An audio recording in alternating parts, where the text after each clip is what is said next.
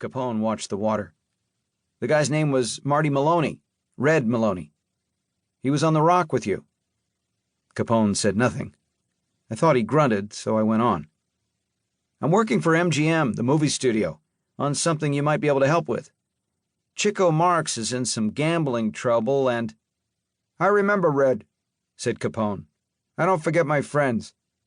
We used to look out at night at the water and see Oakland and the fishing boats, and I told Red when I got out, I'd sit and fish outside, and no one would tell me to stop." Capone looked up at the sky and watched two clouds separate to let the sun through for a second or two.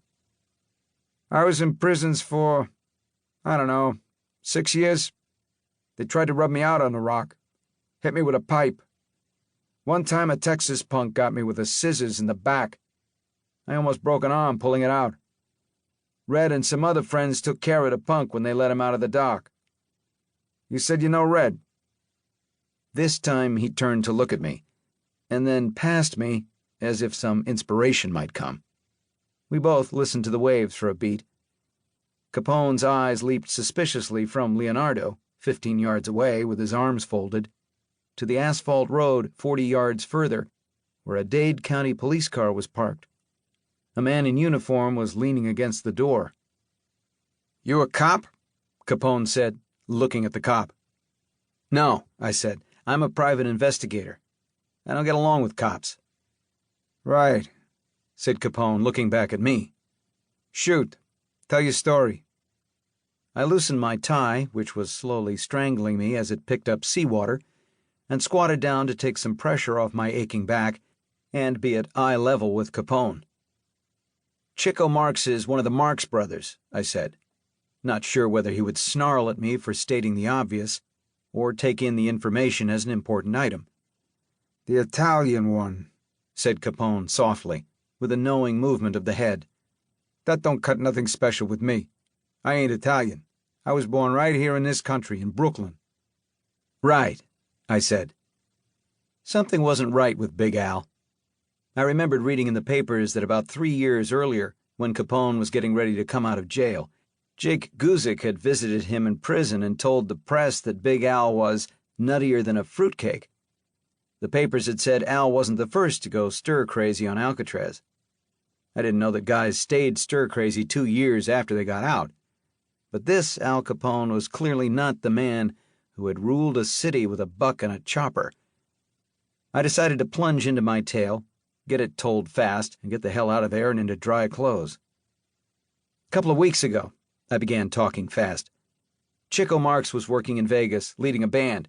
He got a call from Chicago. Guy identified himself as Gino, no last name. Acted as if Marx should know him. This Gino said Marx owed him $120,000 he lost on bets in Chicago and Cicero at Christmas. Marx thought it was a gag and hung up. He hadn't been in Chicago at Christmas. He was busy enough losing his money in Las Vegas without side trips. Gino called back, said it was no joke, and Marx better come up with the money. A couple of days later, Marx got a box in the mail with somebody's ear in it, and a not very funny note telling him to hurry and pay or his brothers would get his piano fingers in a box." "Brothers?"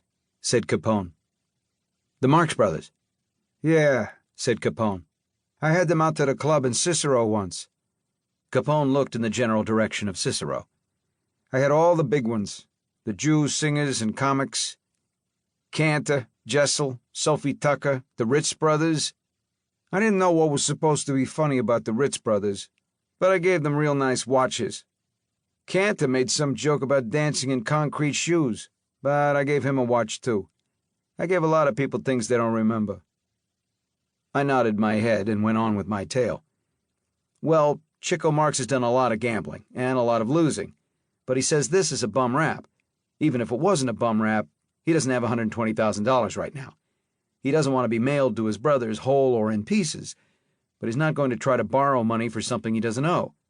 I want to find this Gino and ask why he's trying to get Marx.